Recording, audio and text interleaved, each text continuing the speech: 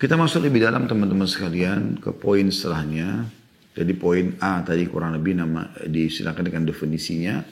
Poin B-nya adalah hukum daripada sholat malam. Sudah kita jelaskan sunnah muakkadah. Dan poin C-nya adalah keutamaan qiyamul lail atau sholat malam itu sendiri. Beliau mengatakan keutamaan sholat malam sangat besar berdasarkan hal-hal berikut ini. Yang pertama, perhatian Nabi SAW terhadap sholat malam sangat besar hingga kaki beliau bengkak. Walaupun beliau harus meninggalkan tempat tidurnya, berdiri lama dalam sholat malam, membaca ayat yang panjang. Dan beliau sangat sungguh-sungguh untuk melakukannya. Bahkan berusaha untuk tidak meninggalkannya sama sekali. Sebagaimana diriwayatkan dari Ummul Mukminin Aisyah radhiyallahu anha, bahwa Nabi SAW sholat malam hingga kedua kaki beliau bengkak. Dan Aisyah sempat bertanya mengatakan radhiyallahu anha, mengapa anda melakukan hal ini wahai Rasulullah? Padahal Allah yang maha suci dan maha pemurah telah mengampuni dosa anda yang telah lalu dan maupun yang akan datang. Maka kata Nabi SAW, afala uhibbu an akuna abdan syakura. Tidak bolehkah atau tidak pantaskah aku untuk menjadi hamba yang banyak bersyukur? Ini tentu diriwayatkan oleh Bukhari dan Muslim. Dan diriwayatkan juga dari Al-Mughirah radhiyallahu anhu. Ia berkata Nabi SAW sholat malam hingga kedua kaki beliau bengkak. Lalu ada yang bertanya, padahal Allah subhanahu wa ta'ala telah mengampuni dosa anda yang telah lalu maupun yang akan datang. Maka Nabi SAW mengatakan, tidak bolehkah aku menjadi hamba yang bersyukur. Ini diriwayatkan juga oleh Bukhari dan Muslim. Jadi, saking besarnya keutamaannya sholat malam sampai Nabi SAW tidak pernah mau ketinggalan. Tidak pernah mau ketinggalan. Ya. Ini waktu yang luar biasa di antara semua sholat sunnah. Itu waktu yang betul-betul diikuti dengan ujian karena orang mau tidur di malam hari. Tapi justru pada saat itu kita bangun. Keutamaan yang kedua di poin C ini adalah sholat malam merupakan satu sebab yang agung dari sebab-sebab masuknya seseorang ke dalam surga. Dalam salah satu sabda Nabi SAW, beliau berkata, ya ayyuhan nas, wahai sekalian manusia, afshus salam. Sebarkan salam di antara kalian. Assalamualaikum, pahalanya 10. Warahmatullah 10. Wabarakatuh 10. Ucapkan Assalamualaikum warahmatullahi wabarakatuh. Kenal atau tidak kenal. Baik tulisan ataupun lisan. Gitu kan. Wa'at'imut ta'am. Dan berikanlah makan kepada orang-orang. Wasilul arham. Dan lanjutkanlah hubungan silaturahim. Wasallu bil laili wan nasu niyam. Dan solatlah pada malam hari sewaktu manusia sedang tidur. Tadkhulul jannata bisalam. Kalian akan masuk ke dalam surga dengan selamat. Ya, hadis ini riwayatkan Ibnu Majah.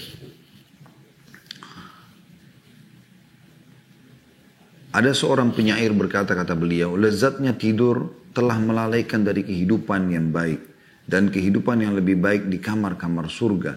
Padahal di sana engkau bisa hidup kekal, tidak ada mati, diberi berbagai nikmat bersama bidadari-bidadari cantik. Bangunlah dari tidurmu, karena sholat tahajud dengan membaca Al-Quran itu lebih baik. Itu terjemahannya langsung syairnya. Keutamaan yang ketiga, sholat malam termasuk salah satu sebab ditingkatkan derajat seseorang sangat tinggi di surga.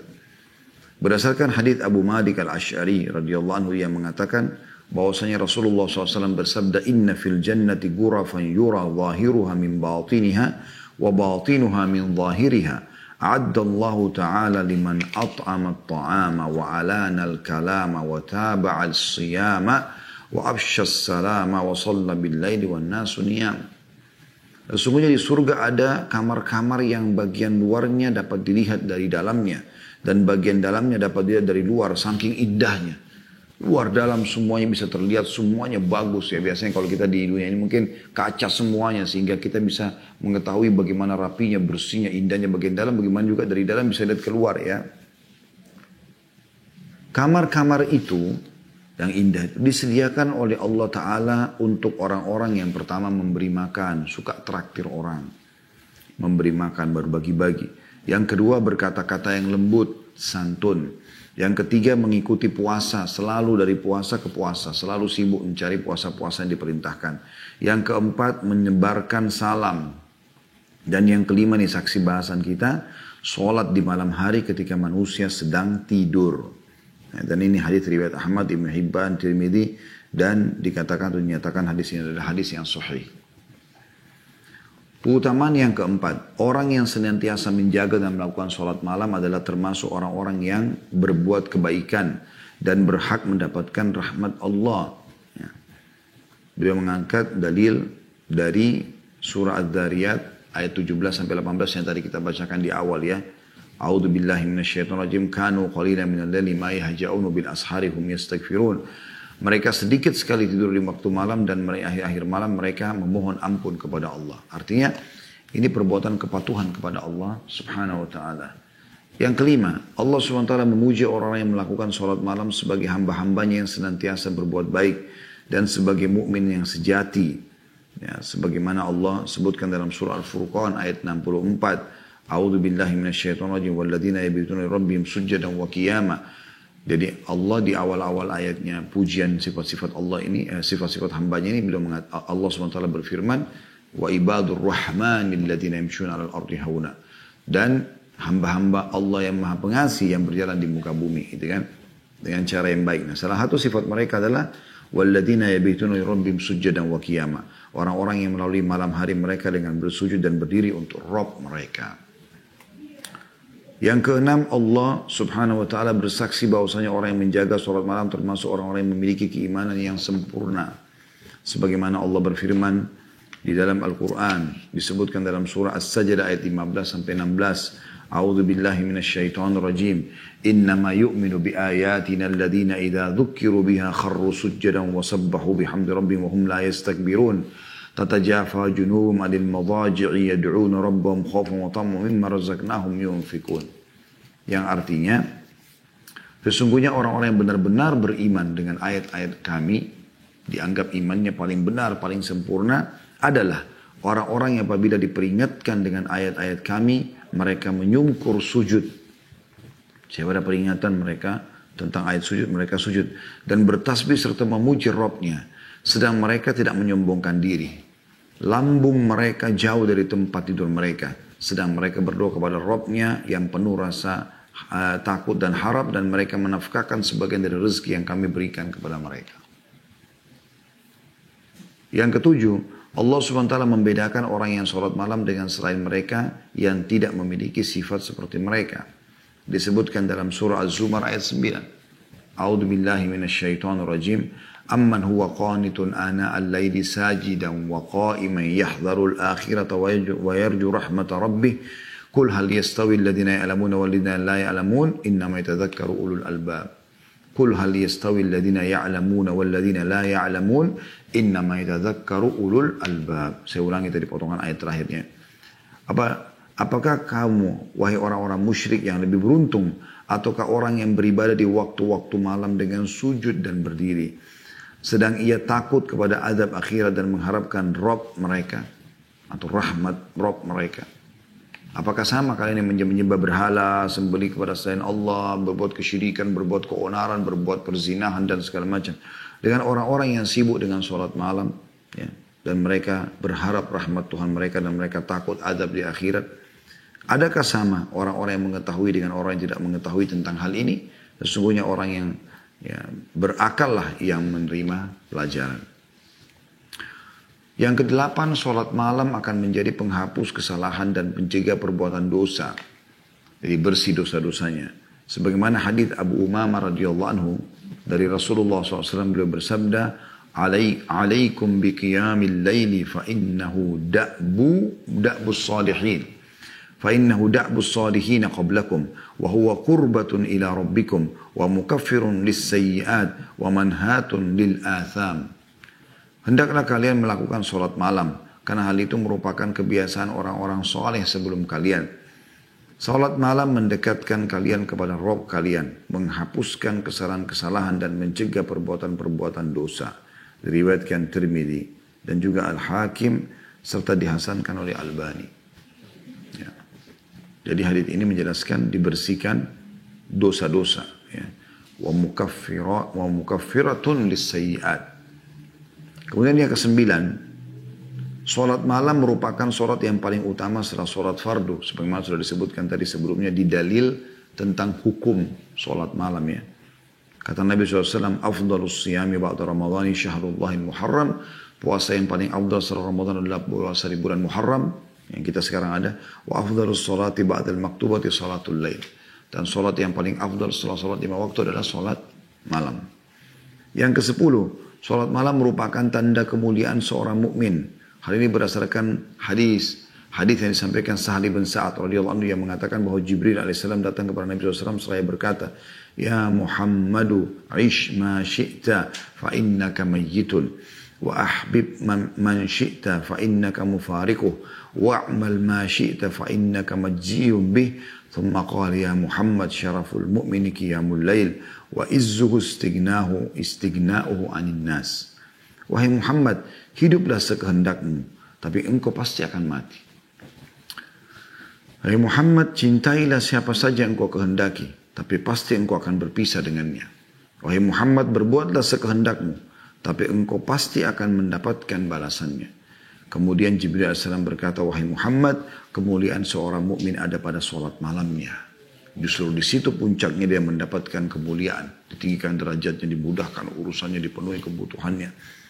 Dan kehormatannya ya, ada pada ketidakbutuhannya kepada orang lain. Hadis diriwayatkan oleh Al-Hakim dan disahihkan oleh beliau. Yang ke-11, dibolehkan ghibthah, cemburu positif. Ya, artinya dia merasa menjadikan itu sebagai pemicu dia untuk mengikuti. Itu orang yang rutin sholat malam. Sebagaimana disebutkan di dalam sebuah riwayat bahwasanya Nabi SAW bersabda, La hasada illa fitnatain. Rajulin atahu Allahul Qur'ana fahuwa yakumu bihi ana'al layli wa ana'an nahar. Wa rajulin atahu Allahu malan fahuwa yunfiku ana'al layli wa ana'an nahar. Tidak boleh hasad, merasa iri, ya, kecuali pada dua perkara. Yang wajar kita iri, tapi kita tentu iri di sini namanya ghibthah ya. Bedanya ghibthah sama hasad. Ya. Ghibthah itu dibolehkan, hasad dilarang. Ghibthah ini kita merasa orang lain diberikan kelebihan.